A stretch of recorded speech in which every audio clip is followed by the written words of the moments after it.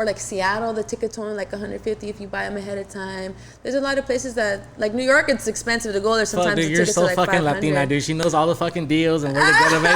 Dude, I do the same shit. Like, oh, you know, we just need a place to fucking sleep. You know, maybe shower and shit. You know, that's sure. a fucking. So focused on what I got going on, you know. I ain't got no time, baby. I'm sorry.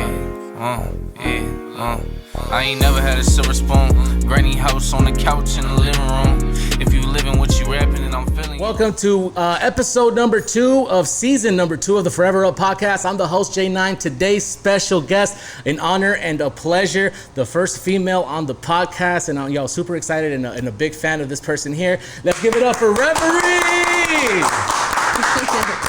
Reverie. Thank you for being here. Appreciate you taking your time. A little bit of your background, so people kind of know who you are. Northeast Los Angeles native, repping Los Angeles, West Coast to the fullest. That shit's just in our blood when you're born in Los Angeles, you know what I mean? Yeah. So Northeast Los Angeles, Highland Park, right? Highland to Park. be exact. So not an easy neighborhood to grow up in. A lot of adversities, a lot of obstacles along the way. You started making music, or actually you started writing. At the age of, correct me if I'm wrong, it was a very young age. I want to say you said something about 7 in a prior interview. And that's very young. Yeah. That is super young. And you're a poet too, not just an artist. And I love how you use artists and you actually show that you're an artist, because I've seen you evolved from the person that you started off as, you know, Reverie Love and going ham in the freestyle battles. Shit, man, you've been through so much. You've made it to a point in your life where this is like your career path now for sure. Yeah. You've had doubts along the way. At the age of 7, though, back to that, was that an escape for you already through what you were going through growing up in your household? How did you realize that poetry was a way out for you at the age of 7? I guess at the time I didn't realize that it was a way out. It was just something that I was so intrigued by. I remember when I was learning how to spell in kinder and first grade, I was really excited about it because I wanted to write short stories and poems. It was the focus of why everybody has a different reason why they want to learn how to spell. Some people don't care about learning how to spell, but I was one of the little first graders that was really excited. Like I would remember like writing extra words when we were writing and just really being intrigued by it. But you know what? I have gone back to old poems that I wrote when I was like around that age. Right. And they are very sad. There was always a lot of pain. There was always a lot of confusion and wanting to find answers for, I guess, questions that I had that I didn't know who to ask. you know? Now that you went back and you read some of that and some of those questions, do you feel like you can answer some of those questions now? Did you answer any of those questions? Yeah. Well, can you give us an example of one kind of that kind of you kind of stumbled upon? I mean, I guess I also have realized now in the last few years of my life that I've actually struggled with depression my whole life since I was like that little. I don't struggle with depression anymore. I haven't for like, I don't know, just a couple years, but I still have anxiety. But since I was a kid, I was always depressed, and I remember being like around that age, like 7 or something, and not wearing my seatbelt because I would hope we would crash and I would die. That's crazy. I know, and I laugh because it's funny, but it's also really sad, you know. Right. But anyways, point being that I realized that these problems have started when I was a child, you know. So it's trippy when I read my old poems from when I was 9, and then it's talking about really sad shit, and I'm just like going back to those beginnings and realize that that my mental health was always fucked up since I was a child because of the environment. And the poems also talk about my environment, my household, growing up, me losing friends, or me not having my dad around, or me not liking how I looked, or whatever it was, you know. It's like these issues started when I was very young. What's one of the first things, one of the hardest lessons that you learned as a female Latina artist in the music industry that you wish you would have known before? Like that pertains to being a female? Being a female in this rap industry, what's one thing you wish, I wish I would move differently, or I wish I would have known that beforehand before doing this deal or something like that? Or some of the best advice you wish you would have had before getting into the game? But specifically for females? Yeah. I would for sure say not to let males tell you how to be a female. Yeah, because when I first started rapping 10 years ago, I had a lot of male influences because hip hop is a male dominated industry. So a lot of guys would tell me like for example, like with Nicki Minaj, let's say. She's the best female rapper of all time. I feel like there's no disputing that. But 10 years ago, she wasn't where she is now, but she still was fucking making moves and undeniable at that time, you know, and I liked her. But because I had other people in the scene that I was at that time telling me, oh, she's a slut because she shows her body and she doesn't even talk about anything deep in her music and blah, blah.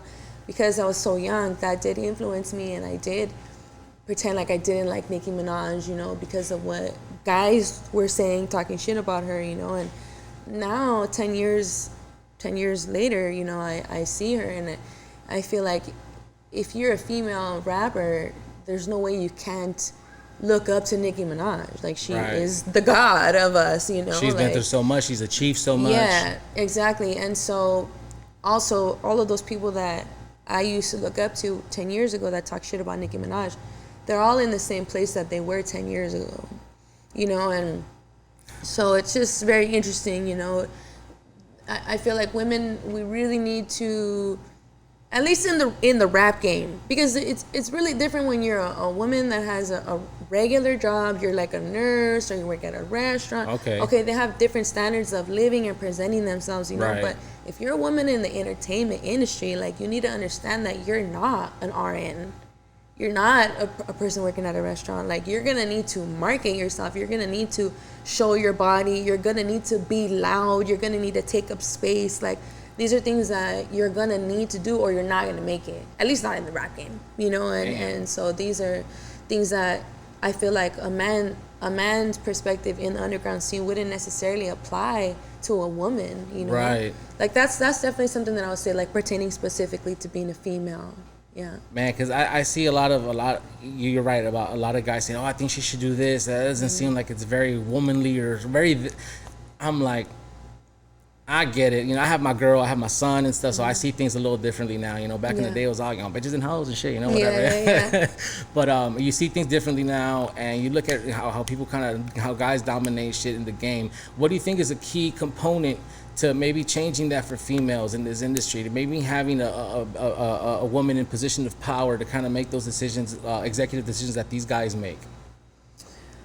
Like, in regards to like having women do what they want and having less say, you know, giving you more creative power, I guess you could say. I would just say that there needs to continue to be more women in the hip hop industry, which is definitely happening. When I started 10 years ago, there was very few female MCs, you know, and very few females. I mean, honestly, I didn't have any female rappers that I knew that were like somebody that I could look up to. Whereas then I was meeting male rappers in the scene that were giving me advice and showing me love, you know, but like females that were older than me, like that, like gave me love and put me on, like there was literally none. You know, it's like, crazy because now you're that person. You're that woman. You're that lady.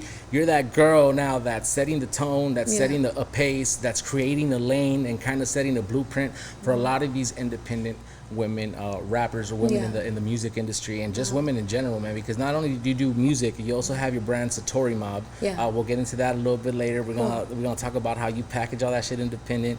But right now, let's talk about you being independent and why it's so important for you to be independent and not sign. Why is that? Well, people always ask me this question, and just to be clear, I haven't gotten approached with a record deal that I would take seriously. Really? No. So let's just be upfront about that. Okay. I'm not opposed to being signed, but I also am not just gonna jump on a deal just because they're gonna front me $1 million or whatever, you know, like, because I know that a lot of people get fucked with these deals, you know, but the thing is that, at least from what I've come to understand about the industry, is like a lot of independent artists, they make the mistake of thinking that these record labels are their friends. Like, the record label doesn't give a fuck about you. They don't give a fuck about your family. They don't give a fuck about your son. They don't give a fuck about your feelings, you know? You have to see yourself as just a straight product if you're going to be working with the record label. And I feel like a lot of people don't understand that. They think like, oh, I have this fan base going on, and if I sign to Warner Brothers, I'm gonna get to do the exact same thing, and they're just gonna put it out there. But it's like, no, like Warner Brothers is gonna take you to the next level.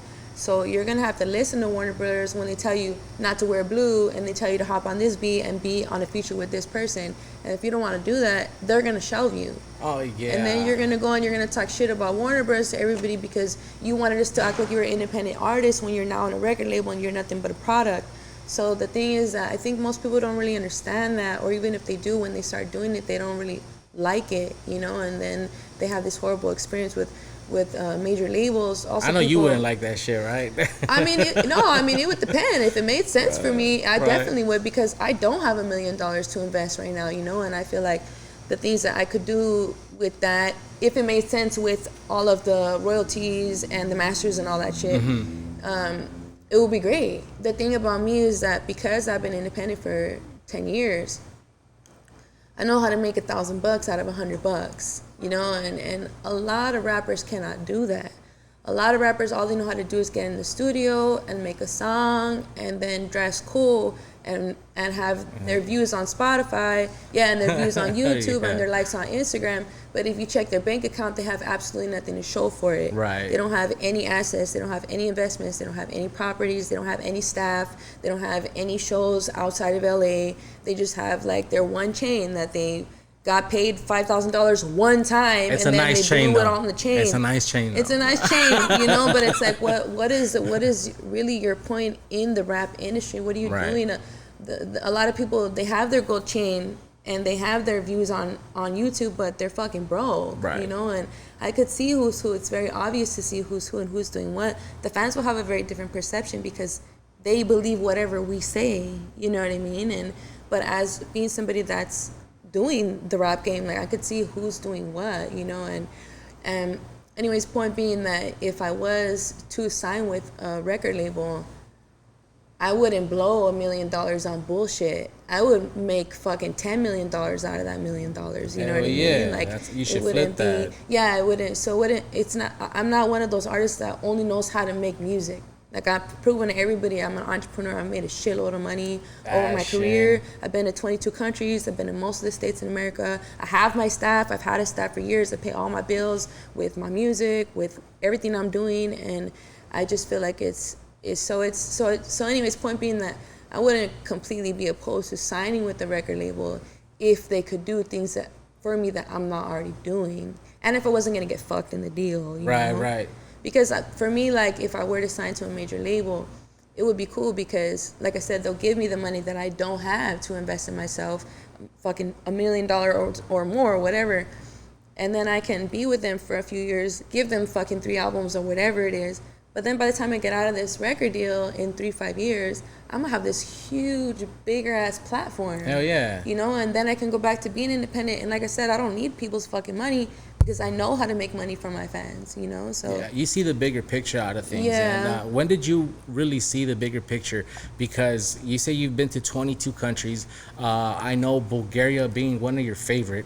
We'll get into a little bit of Bulgaria and the festivals and one of the music videos. I believe you shot it in Bulgaria. I do have a music video in Bulgaria. That shit was dope, dog. We'll talk about that. But you know, it's opened up a lot of doors for you, this hip hop game. What was the first realization that you were like, okay, this is it? Because I'm assuming, coming from a Latino background, coming from a Latino family, I don't know how involved the family was, but did you ever get from mom, dad, a tío, tía, or somebody telling you, mija, you know, te van a dar trabajo aquí en la Target, te conozco, you know, aquí en la Superior or whatever, you know what I mean? Like, did they ever come at you like that, or did they believe in you?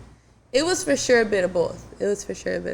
And I would say for my mom and my dad, it was more like, I've always been a very like independent, outspoken person since I was a kid. And I think that's because my parents got divorced when I was 4, so I didn't really have my dad around that much. And then my mom was always at work, so we were alone a lot. And I'm also the oldest sister of like 3 of my siblings. So I was always like the protector. So I was always just like kind of forced to be like tough and like in my masculine element. Like, and today I'm wearing pink, but when I was a kid, I never wore pink. My brothers would make fun of me if I wore pink. Like, it was not an option. But anyways, point being that made me really independent. And in regards to my parents trying to tell me what to do at all, right? They don't even waste their breath. You know, they were just like, let her be. She's a free spirit. Yeah, like I've always been like that, even with them. Like they are not gonna try to tell me how to live my life, and if they do, then they're just gonna get shut down real quick because. Right. But the love was always there, though. The unconditional love is always there. I mean, from a family. I mean, from a mom and dad, always. And I love that they do beautiful. respect who I am, and you know, but there was other family members that they would a lot say that, like, oh, when are you gonna get a real job? Like, what are you gonna do after you're done touring Europe? Or like, what about when you get older? Like, why don't you go back to school, get a career? Why don't you like have a family? And why don't you like? Yeah, porque no te casas. Yeah, and it's like, I hate that people act like it's so easy to find a great partner that you want to marry. Like, okay, I could have a new boyfriend every day if I wanted, but it's not going to be like the kind of person that I really want to make a family with, you know, like, correct. That's not something that's easy to find. And I feel like that's the reason all the fucking women in my family got divorced and left by their baby daddies, because they fucking got pregnant by whoever, you know, and I'm just not trying to play that game. But you're changing the narrative, man. You're changing the storyline of the family, dude, and you're doing the good. I'm just surprised that you said, like, when you're done touring Europe, why don't you come get a job? Yeah. I'm like, you're touring Europe already, man. Like, I would have already been like, yo, can I get a ticket to Europe? Can I roll with you? Can I be a roadie? Can I be an assistant? I'll be looking for any way to try to help out, man. That's crazy. Yeah, girl. They don't say it anymore. Of course not, but right? They did for like the first few years, you know, and also I do understand that. I don't believe that it was from a place of like hatred or envy. I think they were genuinely worried about me. It's tough love, man, and that's what it is sometimes. Because we go through this. Recently, we're going through this with our family, you know, with one of my younger cousins or whatever. And it's like, I talk to my moms, I'm like, man, what are we gonna do with this kid? You know, he has a job, but he does whoop, and we're trying to get his shit straight. And then we show him some tough love. You know, I had a talk with him. I told him he can't be doing this, you know, and I don't want to put his business out there like that, you know what I'm saying? But he's doing shit he ain't supposed to be doing, dog. You know, I'm like, yo, man, get your shit straight, dog. You know, but it's crazy. It's just genuinely because you're worried about them, and you know they have a lot of good talent, and that's a beautiful thing about your family, because family can also become very jealous at some point. You know what I mean? Have there been any family members that have disassociated themselves from you or you from them because of the rap game or hip hop? I mean, even before I was like doing big things in the rap game, I had one family member. Actually, we were cooler when I was younger, and as I started getting older, like a teenager, started coming into like being myself, and I was always like really artsy and like into art and music, so I would get like pierced. I still have my piercings, you know, and I started getting tattoos and just fucking doing weird shit with my hair. We'll get into that a little bit. Yeah, and I had one family member that would kind of like criticize it and like tell me like, oh, you'll never get like a good job in corporate America with those tattoos and blah blah, and just kind of like try to make me feel bad about being artsy. And I would always say like, that's not really where I want to go. Like, that's where you are and that's where you want to go, but I'm an artist, and my plan is to make a living off of being an artist one day.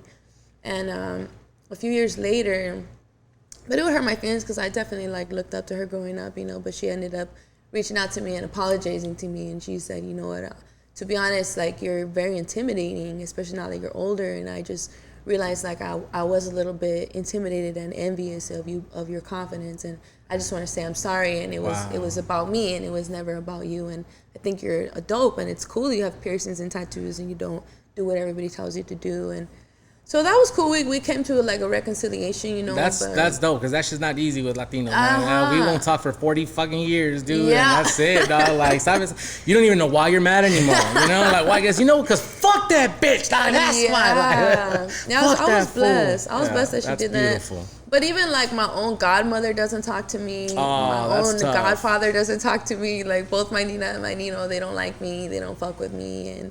But you know what? It's just the same situation. Like, even when that happened with my other family member, like, I really know that the way people treat you, it's a direct reflection of how they feel about themselves. You know, in general, unless you're a fucking asshole and people don't want to be around you, you know, because you're a piece of shit. But you know, if you know you're not a piece of shit, then you know if somebody is like being mean to you or disrespecting you, like, it's really because they're fighting their internal demons, Yeah. and you just happen to be their punching bag or their scapegoat, or, you know. So I know who I am and what I've done for the whole world, and if my godparents don't want to talk to me, knowing that I've saved hundreds of thousands of lives all over the world, then that's says a lot about them and not so much about me. For sure. No, you're totally right.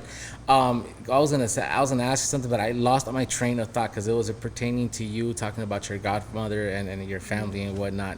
But those 12 years. Within those 12 years, you have toured, you know, a lot of countries, Bulgaria being one of them.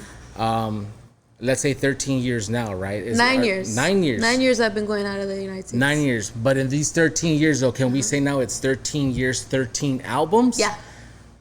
From 12 years to 12 albums, it's already a milestone. Yeah. You've been working a lot, and I know this because when there was about a year that I wasn't doing radio, and I ran into you for the first time. I was already a fan. I was doing security at Belasco.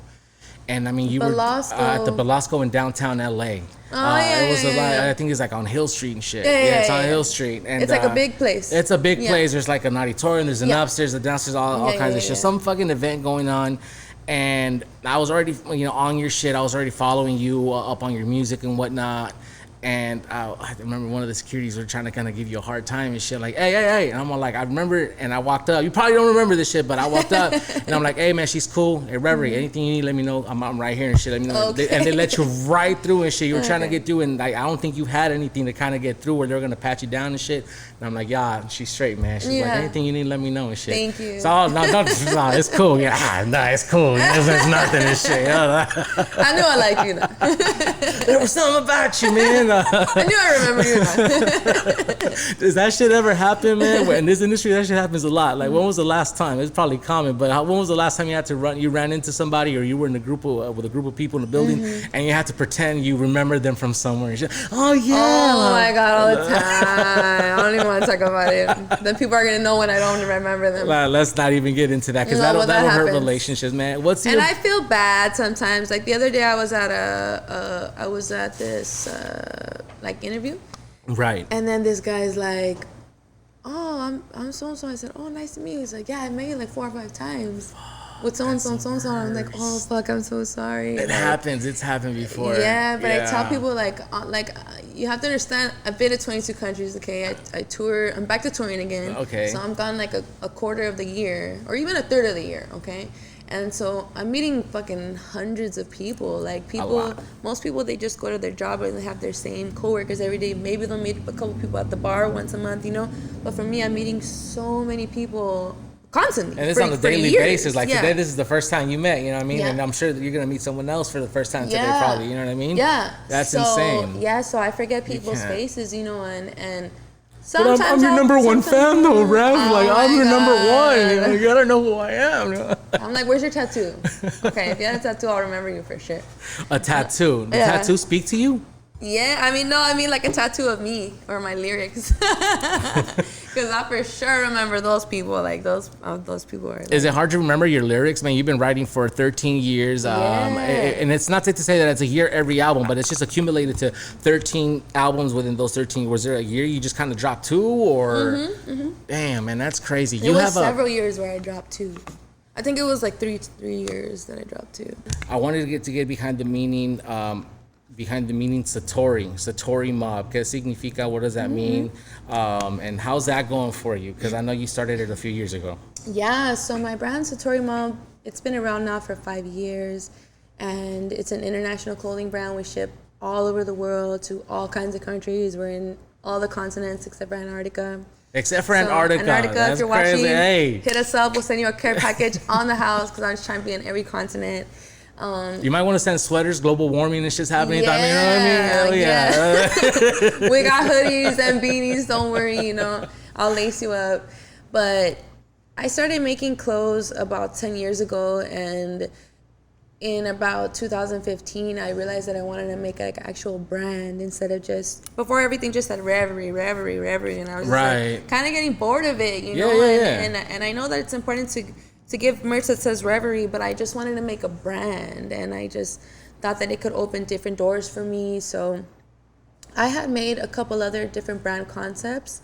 I had 2 other brand names that I was gonna launch, and I even made logos for them and everything, but it just didn't feel right. So I kept searching for that brand name that I was gonna. For that it. Yeah. And so when I came across the word Satori, it just like Satori. it just clicked in my head. I was like, Satori, what is that? And it's like sudden enlightenment. I was reading the book The Power of Now. Okay. Yeah. A big reader?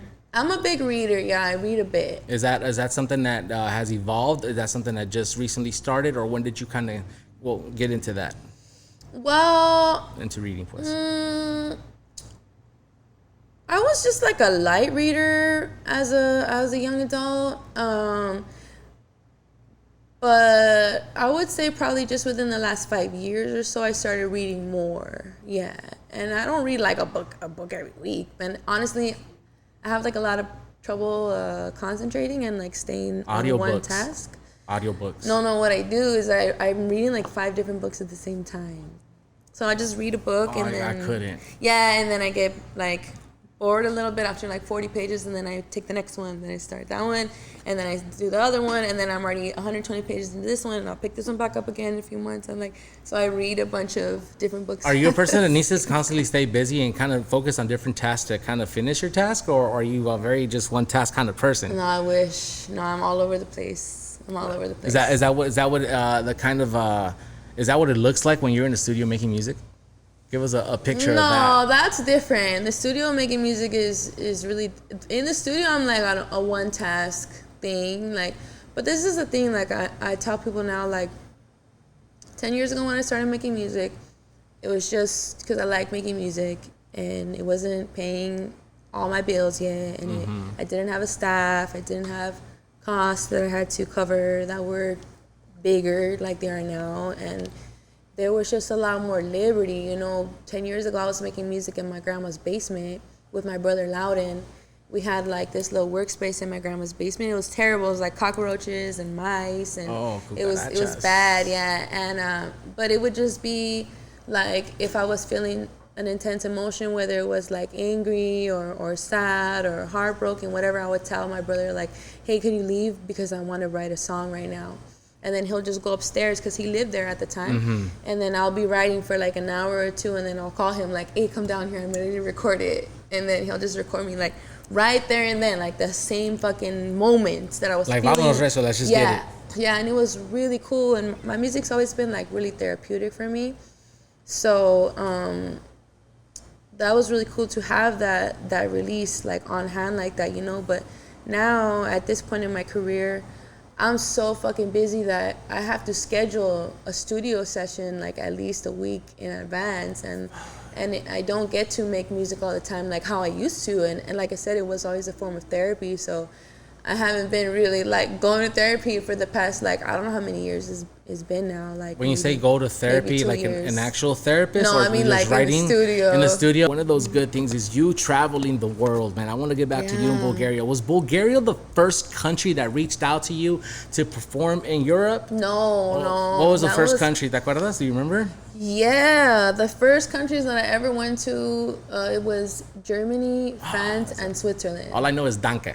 That's it. Danke. Danke. So I went out. I said Danke once to a German person, and they went off on me in German. I'm like Danke. That's all I know. That's all I know. That is hilarious.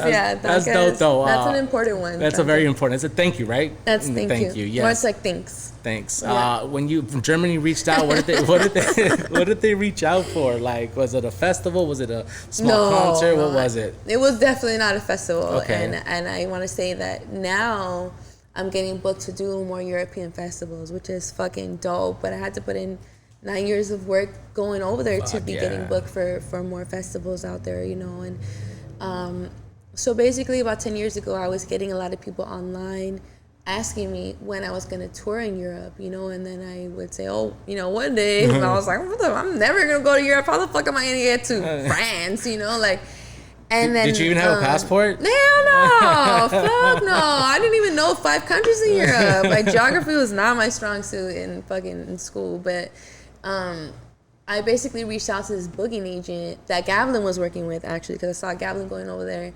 And then I reached out to her booking agent. I was like, hey, like, I just wanted to introduce myself. This was on Facebook, I believe. Wanted to introduce myself because a lot of people are asking me when I'm going to go to Europe on a tour. And I just want to share my music videos with you in case I'm a match. Maybe we could do a tour. If not, it's all good too. Much respect.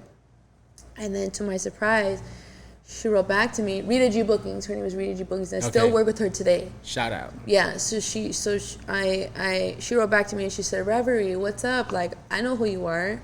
I had been meaning to message you, but I just hadn't got to it. So good thing you hit me up. I would love to take you out here. Like, people been asking about you. Oh, that's yeah. dope. And I was like, oh shit, that's fucking you cool. For real? Yeah. And I was like, yeah, I mean, let's fucking do it then, you Right. know. And then we were exchanging emails for like 6 months or something, and then I went over there with Loudon, and yeah, it was shout out to my brother. And so Rita, man, we're still working together to this day. She took me over there. I think this last time I was there was my 18th trip, if I'm remembering correctly. So I've been in Europe 18 times in 9 years. Yeah. Oh, fuck, dude. Yeah, it's pretty trippy. I've only been outside. I've only been to Mexico, Arizona, Nevada. I ain't been to Texas, though. That's all in San Francisco. I ain't really been outside of California, dog. That shit sucks. I gotta do it, right? You gotta go more, you know. Fuck, and that's you could. embarrassing. There's a lot of really cheap flights that you could take too. Like for example, to Chicago, I think the trip is only like $150 round trip.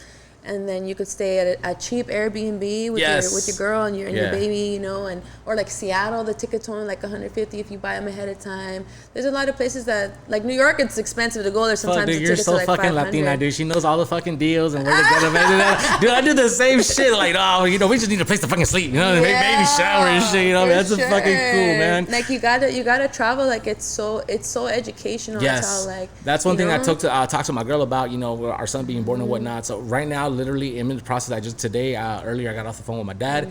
I'm trying to become a double citizen. So since my dad was born in Mexico, my mom was too, and I was born here, I have the privilege of becoming a double citizen, United States citizen and Mexican citizen.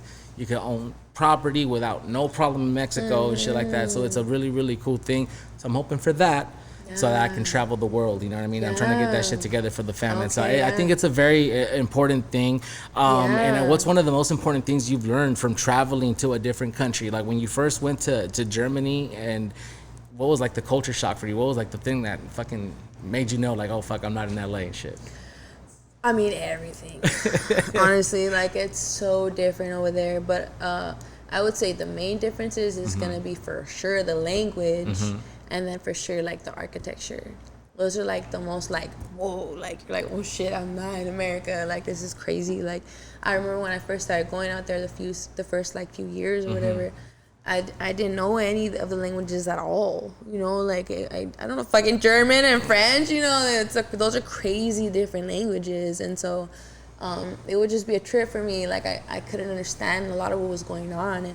But by now I know a little bit of the languages, especially like just enough to get around and enough to understand, like I could read the signs. I could understand like some like the basic talk that people are talking to each other. You know, I could kind of like understand that the promoters like talking shit in French or whatever. I'm like, wait a minute, I know what you're fucking saying, you know, like, and I don't tell them that I know, you know, because it's to my advantage that they don't know that I know. But I definitely have picked up a bit on the language.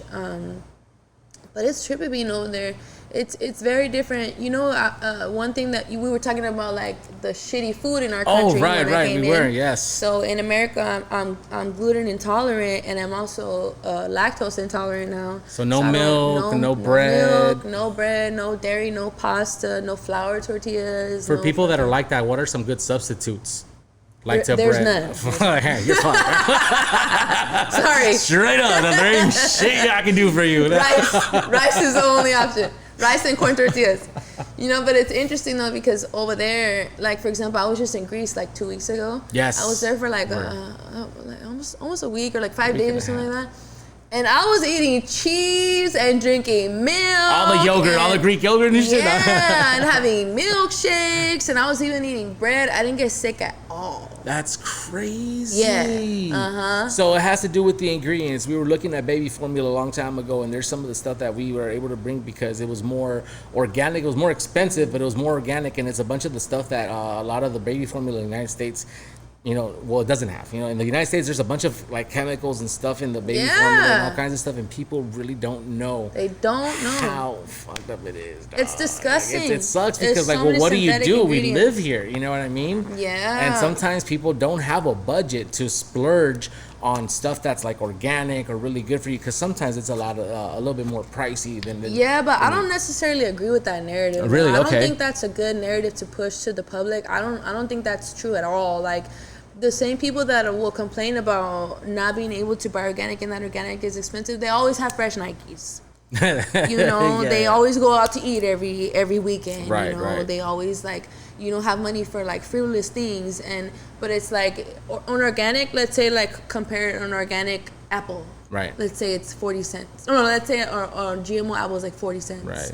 I don't know if that's really how much it is, but let's just say 40 cents. Yeah. The organic apple's 60 cents. Right. It's not like the organic apple's $4. You know what I mean? Like, and even if you're making minimum wage, a 20-cent difference for every single product is not that much money. It's going to be the cost of a meal of going out somewhere, or way less than a pair of Nikes. Right. That's true. And if But the Air Force is on hold. Yeah, but the Air Force is on hold, and get your fucking baby or fucking organic shit, because this is our health is nothing to play with. Right. And also, if you are below the super poverty level, you get food stamps. Right. And I know how much money they gave you for food stamps. They give you a lot of money. I had food stamps for many years. They give you like almost $200 per person. The trick is to apply as one person. Don't apply as a family. If you're living with your mans, don't say you're living with your mans. You're single by yourself. Have him apply by himself, and then you could get $400. And then he moves in like 2 months after and shit, right? Yeah, we could be living together already. They won't know. Just don't put your joint household. That's the trick. I've done it before. I love it. Yeah, hey, you gotta cheat the system the way they cheat us. Yeah, fuck the system. But you can buy, if you have $200 a month for groceries, you can afford to buy organic shit. Like, I'm sorry, that's a lot of money for groceries. You know what I mean? Like, that's a good amount. When did you become so food conscious? When did that kind of snap into you? Was it because when your body started rejecting like the lactose and stuff like that, or? No, it was about 10 years ago, and I'm not really sure how I wish I knew what initially taught me about the concept of like GMO and organic foods and what all the chemical stuff in our bodies. But I just remember that when I found out about all the synthetic chemically derived things that are in the food in America only, I was disgusted. I was like, holy shit, like, you're talking about baby formula, Enfamil, like, there's so many ingredients. There's multiple ingredients in baby formula that are completely synthetic. Yes. It's not dried cow milk. No. It's not dried ginger. It's literally synthetic ingredients. For those of you who don't know what that means, it means it's made of something completely man-made and fake. It's not derived from any kind of fruit or vegetable. Like, that's really bad. And that's what we're giving to our kids for years at a time, depending on how you're raising the kid or whatever.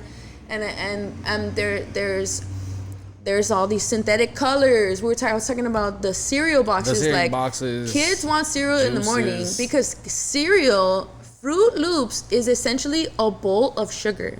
Now, okay, sugar feels real good when you eat it. Sugar, and it makes you feel real good. And then you're looking at the Fruit Loops, and they're red and yellow and orange and green. They're so fun. And then there's a fucking toucan on the box, and it's all like colorful. The toucan's flying, Ooh, shit, you gonna feel like me in a bit. They market it to even the children. There's no even like distinction or fuck given to the fact that this is a child who is gonna. We're suckers to marketing campaigns, and we're adults. Every day, bro. We're falling for that new iPhone, dog. You know what I mean? Yeah. But totally, like with kids, like it's just so sad. And I was telling you guys that it's illegal to import chicken from the United States into Europe. It's a federal fucking crime that you can go to prison for. And in Europe, they banned 2,000 ingredients that we allow in our food in America. 2,000. That's lot. Only in our food. That's not even like in the beauty products. That's not even like there's so many food. things. That's only in food. And also right now the current statistic in America is that 45% of adults in the USA are overweight and or obese. 45%, that's almost half of our people. Yes. You know, and people, and so when people are obese and overweight, there's a lot of health consequences, like diseases that come from those health issues, you know, and it's really scary. And it's not a mystery that there is more obesity as time goes on, as we're adding more chemically derived ingredients to our food, as we're pumping the chickens and the cows with hormones and antibiotics, and the cows, they fucking milk their tit till they're blistering and bleeding and pussing. They're doing and all like, kinds of stuff, it's man. disgusting. They cut off the tumors off the cows and shit, cuando van a la carne and stuff like that. It's crazy. And you just gotta have to do your own research on that kind of stuff too. And it really comes down at the end of the day. It really comes down to you wanting to make that change and stuff. So for that, I applaud you, because it's not an easy change to make. It's not really easy to, go against the narrative and everything that we're fed and stuff like that. Some people really struggle with that because that's how we've been conditioned our whole life. You know what I mean? But you're a very strong person, and that you've shown that through the 13 years that you've been making music. You've been through a lot of adversities. You've spoken about your pain on record and stuff like that. Let's get to No Chaser. No Chaser. Why the name for the album? Is it just like, take this shot, take this fucking album, and No Chaser, just straight fucking let's go and shit, or what? Pretty much. You know, I like to, sometimes I'm a little bit vague about why I do things in regards to my art and why I name them things or why I had a certain visual, because I like people to be able to make their own, I like people to make their own interpretation. Like, how does it make you feel? Like, what do you see or feel when you see the name No Chaser, you know? And that's pretty much you got it, you know? Oh, that's dope. I wasn't sure if it was or not, because, I mean, that's kind of what I took it as. Yeah, definitely. There's a lot of different things behind that title, though. There is a lot of different things. But mostly the concept is just that the album is just like, it's raw. Yeah. It's raw, it's gritty, there's no sugarcoats, it's fucking hardcore, you know, like taking a fucking shot of whiskey with No Chaser. And it's cool that Jackin has kind of seen that, evolve, man. That what does that mean to you? What does that feel like? It feels really cool, like being acknowledged and respected and supported by somebody like, say, Jackin. It's really like an honor. It's also very humbling, it's very empowering. It's very trippy, you know. It's crazy, like being supported by people that I admire and that I aspire to be like. You know, Jack is definitely a big influence on me and everything he's done with his career and just who he is as a person. Like, he's really a cool person. Like, we've hung out so many times, like not working, like just hanging out, like just chilling. Yeah, like my crew and his crew, and just fucking chilling and having deep conversations and eating steak dinners and like he's just like, he's a really cool person, and it just goes back to what I told you, like I just work with people that I fuck with, you know, like it has to be like a genuine vibe. Like I'm not really like, I don't know, I guess I'm not really about the hype so much. Like, I know I have a lot of hype around my name, and of course I build hype around my name, but it's mostly like about me and my team and my movement. But the reason I bring that up is just like, even with the people that I work with, it's not because of like a hype or the hype behind their name. Even though I do love when my associates and friends have hype behind their name, I'm happy for them. But it's more because I respect them and I fuck with them. Like, they're cool. Like, they're my homies. Hell yeah. You know, like, it's not really about like, oh, so-and-so's famous, so I'm gonna do this with them. Like, y'all famous together and shit, you know what I mean? Like, and it's like a genuine relationship, you know? Like, but Jack's really cool, man. He's always showing me and Louder a lot of love, and Gavlin too. Like, he really fucks with me and Gavlin, and he's amazing. Yeah, Gavlin's also on the album for No Chaser. Yeah, she's on one of the songs, and she also have your brother and your sister on one of the songs. Yeah. Your brother only as a producer, or is he rapping as well? No, so I have two of my brothers on the album. Okay, two of your brothers. Yeah. So, you got a big family. That's right. Yeah, I have. There's 8 siblings. Oh, just 8. Just 8. So so Loudon made all the beats on the album, and then him and I executively produced the whole thing together. He did the initial mix of it, and then I go in and I just make all these ridiculous changes that nobody's gonna hear. When you say changes, do you physically get on the computer, make the changes on the soundboard? Like oh, that's awesome. And I'm sure that took fucking years to learn too. So for that I applaud you, because not many people, most of the people just like, just mueve like you just press the button and shit. You know what I mean? I don't do none of that stuff. Yeah. That's really cool. I'm crazy. I drive loud and crazy with that shit. I'm like such a nitpicker. Like that's actually why I had to learn how to do it myself, because I would be driving him crazy and like, oh, put it 2 dBs higher. Oh, okay, put it back. Oh, put this little thing. Chop this here. Blah. Oh, add this. Oh, put it like this. Oh no, put it back how it was. And he's like, Jordan, you got me fucked up. We've been mixing this one verse for like 3 hours. Like you could do it by yourself, you know. So over the years, I had to learn, because I understand, you know. But so I do a lot of the mixing and even I record myself sometimes, you know, and like re-record or whatever. Yeah, I'm very involved in like the whole engineering process. I mean, that's beautiful. Well. That's a beautiful thing and that's why I like to call you an artist. Like that's what an artist does, and an artist evolves and does all kinds of things, you know. And it's awesome because it's a reflection of how your music has sounded over the years. And No Chaser, it almost sounds like not like your early work, but it's some real cool LA grimy fucking LA sounding fucking. It's a good LA sound, and it's not grimy, but it's hip hop, you know. And it's a good thing, because you're not out there, you know, popping coochie and shit, you know. You twerk a little bit on your OnlyFans, you know, from what I've heard. I ain't really saying, you know what I'm saying. We'll talk a little bit about link that.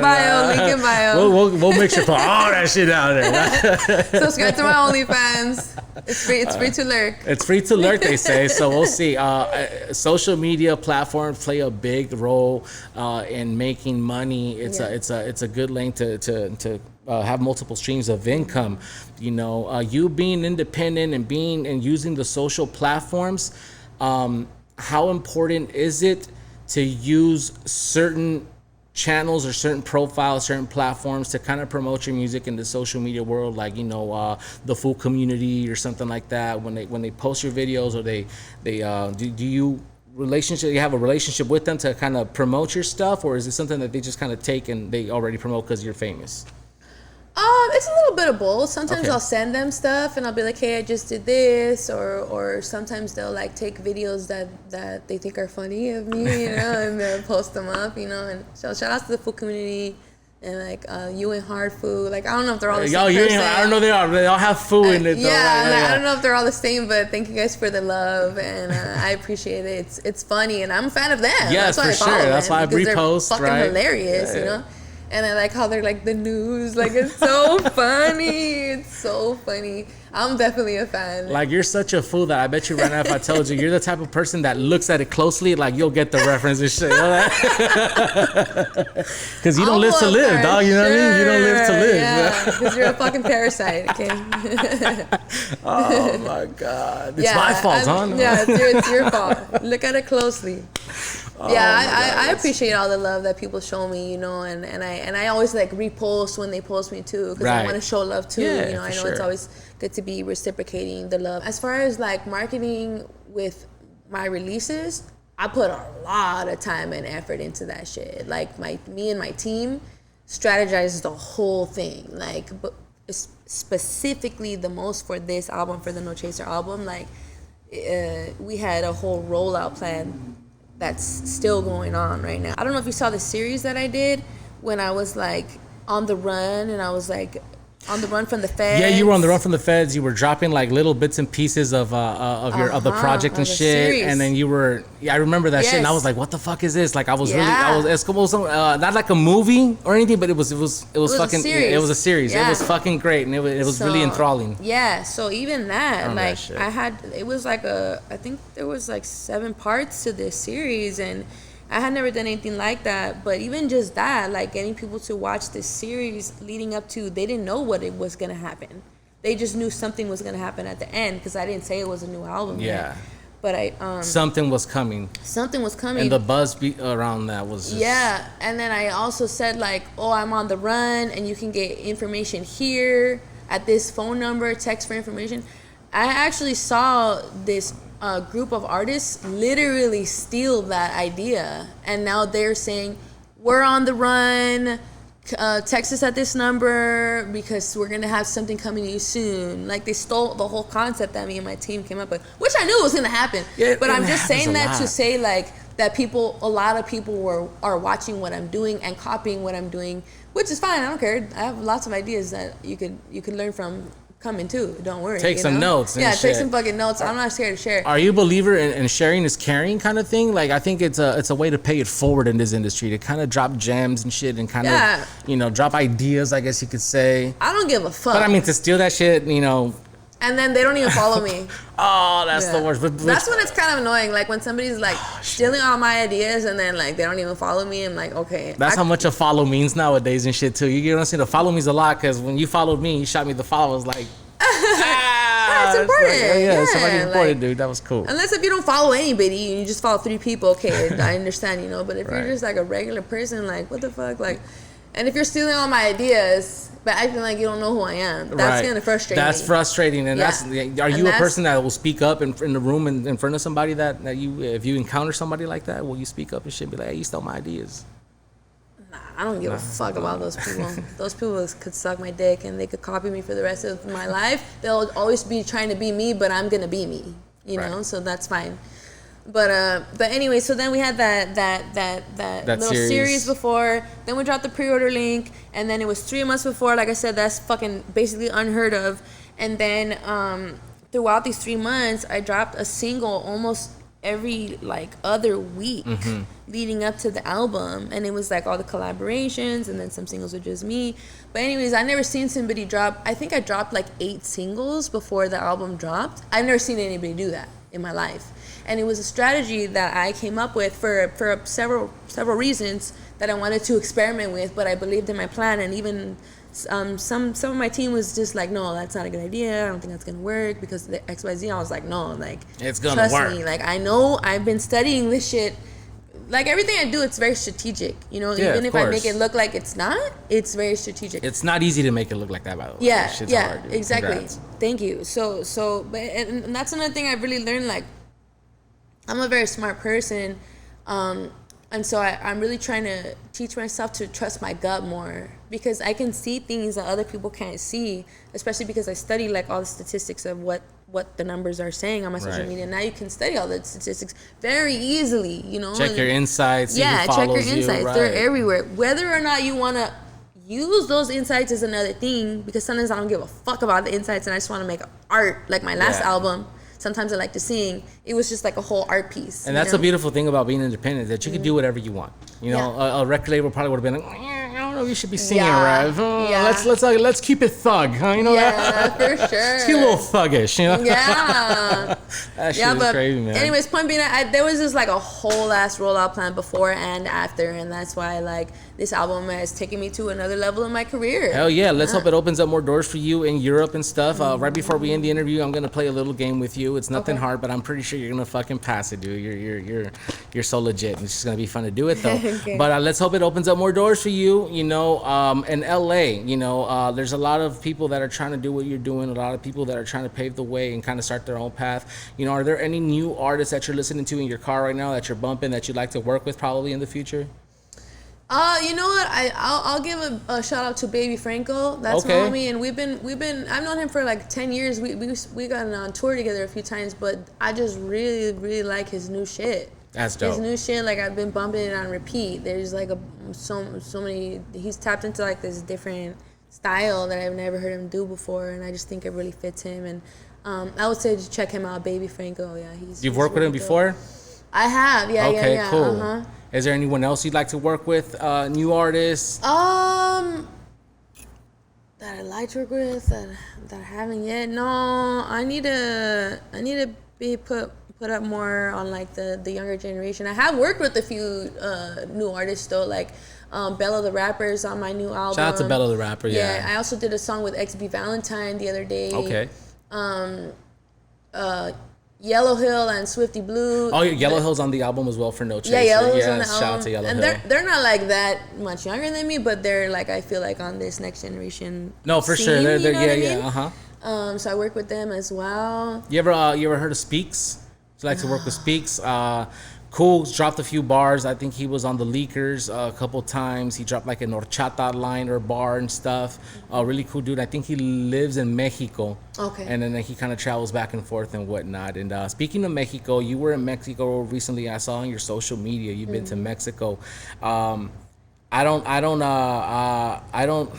Some people are intimidated to speak Spanish, you were not intimidated. I love what I love about you is that you go out there with an open mind and you try to learn shit, you know, and you were learning the Spanish and you were saying how happy you were being out there. What was that experience like out there? What was the move for?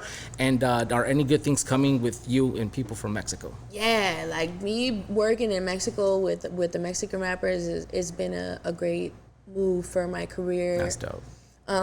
And they love that I speak Spanish out there, even though I sound like a fucking gringa. Obviously. Super pochos right here. Yeah, they make fun of me, but they love it. You know, and it's so crazy because I posted like a few videos of me speaking Spanish to the Mexicans in Mexico, and who was hating on my fucking page? American man who can't speak a lick of Spanish. Yeah, or even if they could, it's like, why are you talking shit? The Mexican people were so happy that I was speaking Spanish, even though it was broken. Like they liked it, they were excited. They were like, "Oh, say it again!" Oh, like people love it, man. When you try to learn the native tongue, dude, to communicate with them, it's polite, right? I mean, shit. Like it's just crazy, like seeing what people will hate on. Like I don't understand why you would be upset that I can't speak Spanish because my parents didn't teach me. Like you should be. I taught myself Spanish the past few years in the streets. It was a lot of work. It was a lot of work learning another language. It's not easy. Yeah, so it was really dope out there. I work with this label called Alzada Records. Alzada Records. Yeah, Alzada, and they're like one of the dopest indie rap labels down there. And basically, they had seen that I was in Mexico. I was with my homegirl, Mr. B Baby. We were celebrating her birthday. And then they saw that I was there and they were like, "Oh, can we fly you to Guadalajara because we want to make music with you?" Dope. And I was like, "Hell yeah, you can fly me to Guadalajara." Like, can I bring my homegirl? I'm there. Yeah, it was amazing. So then I went there and I was there for like 10 days and I made like 7 song collaborations and 7 music videos. Oh, that's dope. 10 days. So it was fucking crazy. And you were fucking working. I was working. And so it's definitely I already had fans in Mexico, but this took me to like another level of fans in Mexico. Yeah, like that's just gonna open like, up another bridge. And I think I've mentioned this before with other artists that have worked in Mexico también.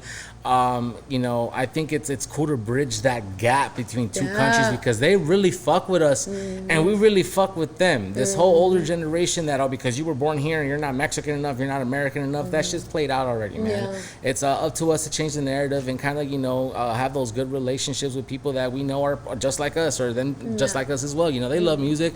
They found you, you know what I mean? Like you're doing something right and shit, you know what I'm saying? So congratulations, dude, on all of your success. Thank you. Congratulations on how far you've come, all the obstacles you've overcome, and just really, like I said, your success, man. It's an amazing thing to see. It's really good to see, and you're not one of those people that were just like, oh, just a one-hit wonder and shit like that. You know what I mean? You got a lot to give, a lot to prove, and a lot more to come. Thank you. You know what I mean? No, so first off, thank you once again for being here. Please come back and visit us anytime, and please, you know, whenever you want to drop something, talk about something, we can do that. No Chaser out now on all platforms. All right, make sure you get a Spotify, Apple Music, and where can they find Reverie Love on all platforms too? How do they find you? Everything is at Reverie Love. I'm on TikTok, Instagram, OnlyFans, Facebook, YouTube. Twitter, Snapchat. The Snap. Yeah, I mean, I just repost like the TikToks onto my Snapchat because it goes automatically. And they say that the filters too, right? The filters are kind of cooler on Snap. I'm not really into those filters. I fucking hate, like, I really am sad that now, like, women don't like how they look even more because of the filters. Like, it just makes me really genuinely sad and worried about the future of women. Like, it's really sad. How important do you feel it is to disconnect from social media every now and then? I would say I think it's really important, but I don't practice that. So I don't want to be too hypocritical about saying you have to be off social media when I for sure never take a break. But ideally, I know it's very good for your mental health. It is good for your mental health. One last thing before we end, if you got the hookup, let me know. I come across some of your videos on my feed for TikTok. I'm a person who's very who's been down the rabbit hole a few times. I'm into that shit. I think I know what's coming. I'm stressed out. Yes, and then I'm sorry. I have to ask because I believe some of that shit when I see it. What's up with the? Are you got the hookup with the Illuminati? If you do, help a brother out and try to take care of the family. You know what I'm saying? I got the hookup. We could talk about it after. Okay, look, we'll leave it at that. That's it. Reverie, thank you so much for stopping by once again. I truly. What was the game? I got you right now. Before we end it. All right, okay. Cool. So I'm gonna give you a country, and you need to give me a city in that country, and the countries are in Europe. Okay. Okay. So here we go. Let me get a city in the country of Spain. Barcelona. Okay, Barcelona. Remember, I said Barcelona. I was just there. Okay, Actually, cool. I just made an album in Barcelona. Oh, that's awesome. Well, hopefully we can talk about that on the next interview or something. Yeah. Also, let me get a city in the country of Italy. Italy, Rome. Okay, cool. Let me get a city in the country of France. Paris. Of course, Paris, Marseille, whatever. Or I'll give it up to Lyon. Oh, Lyon, Lyon. Yeah, because they get the fucking craziest. Have you been to a soccer game out there? I have not. Oh, you should. I heard they're fucking crazy. You should fucking go to one. I bet. Let's go. A country in Germany. I mean, a city in the country of Germany. I'll say Berlin. Berlin. But if Okay, cool. If you want me to give you another one, we could say Hamburg. Oh, okay, Hamburg. She's hitting you. Hamburg shows me a lot of love. Leverkusen, no. A what? I said Leverkusen. I think that's just a soccer team. I don't know if it's a soccer team or if it's a city. I'm just naming shit. Because Leben means love. Oh, okay. I just know it's Leverkusen. Oh, okay. So I don't know what that is. It's funny because you pronounce the German like Spanish. Leverkusen. It's the Mexican in me. The Leverkusen, güey. I love it. Es que ahí jugó Chicharito and shit. I love that. That's funny. All right, just to end it, let's get a city in the country of Portugal. Porto. All right. Once again, let's give it up for Reverie Love. Once again, thank you so much for being here. Episode number 2, the first female on our podcast for season 2 and season 1 as well. You know what I mean? So it's a pleasure to have you come back and visit us. Definitely. Once again, Reverie Love. Thank you. Don't forget to like, don't forget to subscribe, leave a comment, all that good stuff, and a thumbs up. We love you. We'll see you on episode 3 of the Forever Up podcast. Thank you once again. Appreciate it. Yeah, too focused on what I got going on, you know. I ain't got no time, baby. I'm sorry. I ain't never had a silver spoon. Granny house on the couch in the living room. If you